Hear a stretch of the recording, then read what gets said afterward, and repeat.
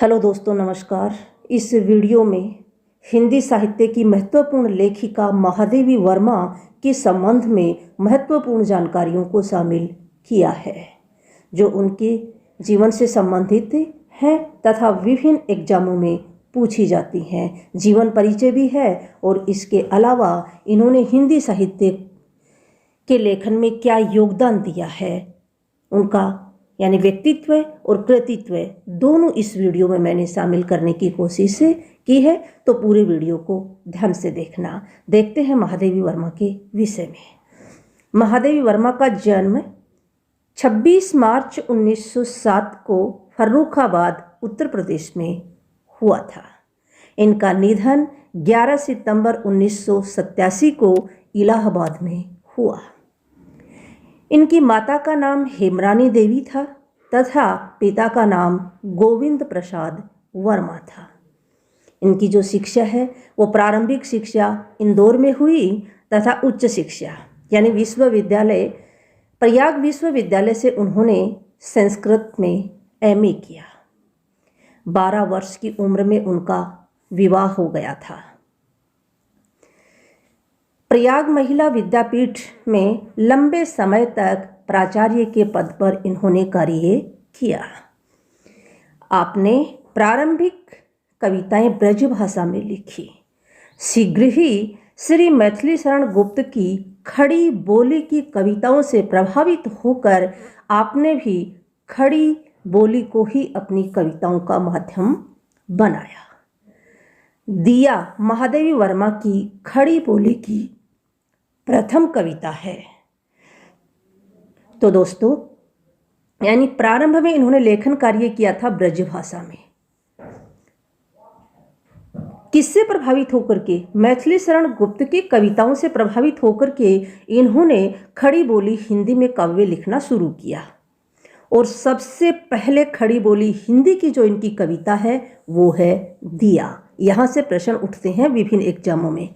कविता के क्षेत्र में महादेवी वर्मा छायावाद के 4 स्तंभों में से एक मानी जाती है। छायावाद हिंदी साहित्य में कौन सी समय अवधि है?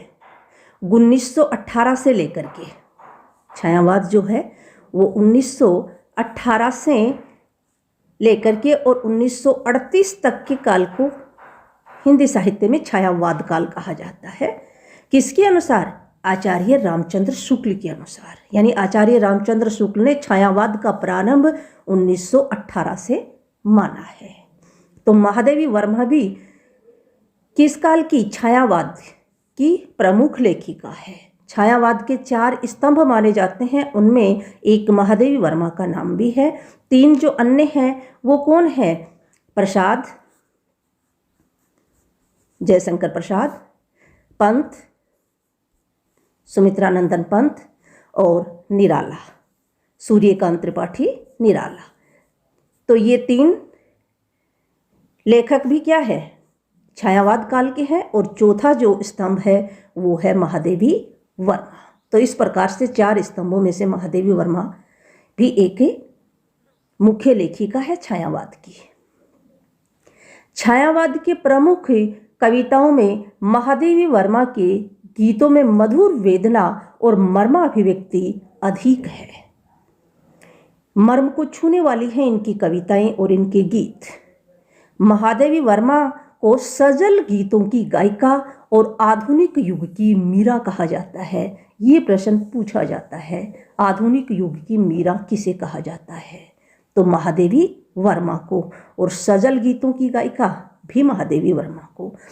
महादेवी वर्मा में रहस्य भावना सर्वाधिक पाई जाती है। यानी छायावाद के सभी लेखकों में रहस्य भावना है, लेकिन सर्वाधिक रहस्य भावना महादेवी वर्मा में ही पाई जाती है। महादेवी वर्मा के कृतित्व को देखते हैं। इन्होंने कौन कौन सी कृतियों का सृजन किया? तो महादेवी वर्मा के काव्य संग्रह जो हैं वो है निहार 1930, रश्मि 1932, नीरजा 1935, सांधे गीत 1936 और दीपशिखा 1942। तो निहार, रश्मि, नीरजा, सांदे गीत और दीपशिखा इनके प्रमुख काव्य संग्रह है। इनका जो प्रकाशन है वो कब हुआ, ये सन भी आगे दी हुई है, क्रम से व्यवस्थित किया है। निबंध संग्रह जो है वो है श्रृंखला की कड़ियाँ, आपदा और संकल्पिता। ये अलग अलग है, यहाँ पर अल्प विराम है। आपदा, संकल्पिता, भारतीय संस्कृति के स्वर, साहित्य की आस्था तथा अन्य निबंध, ये इनके निबंध संग्रह हैं। संस्मरण और रेखा चित्र, अतीत के चलचित्र, स्मृति की रेखाएं, पथ के साथी, मेरा परिवार, स्मृति के चित्र, ये इनके संस्मरण और रेखा चित्र है। क्योंकि महादेवी वर्मा ने गद्य और पद्य दोनों में लेखन कार्य किया है। सांदे गीत में महादेवी जी के दार्शनिक विचार अधिक प्रौढ़ रूप में उभर करके आए हैं। तो दार्शनिक विचार अधिक प्रौढ़ रूप में किस काव्य कृति में उभर करके आई हैं? सांदे गीत में।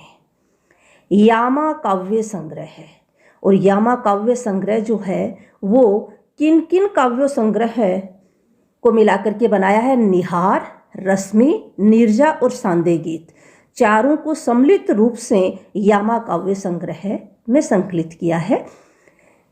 के लिए इन्हें क्या है, यामा काव्य संग्रह के लिए इसे मंगला प्रसाद पारितोषिक और ज्ञानपीठ पुरस्कार दिया गया। ज्ञानपीठ पुरस्कार इन्हें 1983 में मिला था, जो साहित्य जगत का सर्वश्रेष्ठ पुरस्कार है। आगे है उत्तर प्रदेश हिंदी संस्थान का भारत भारती पुरस्कार भी इन्हें प्राप्त हुआ तथा भारत सरकार के द्वारा इन्हें 1956 में पद्म भूषण से भी नवाजा गया। नारी समाज में शिक्षा प्रसार के उद्देश्य से उन्होंने प्रयाग महिला विद्यापीठ की स्थापना की तथा लंबे समय तक यहाँ प्राचार्य के पद पर कार्य किया। श्रृंखला की कड़ियाँ, अल्पविराम, उस समय की अद्वितीय रचना है जो हिंदी में स्त्री विमर्श की भव्य प्रस्तावना है। महादेवी वर्मा ने कुछ वर्षों तक चांद नामक पत्रिका का संपादन भी किया। तो कौन सी पत्रिका का संपादन किया? चांद का। उनकी कविता दूर के संगीत सा वह कौन है एक रहस्यवादी गीत है। तो धन्यवाद दोस्तों, आज की वीडियो में इतना ही। वीडियो अगर आपको अच्छा लगा है तो चैनल को सब्सक्राइब करना और बेल आइकन भी प्रेस कर लेना।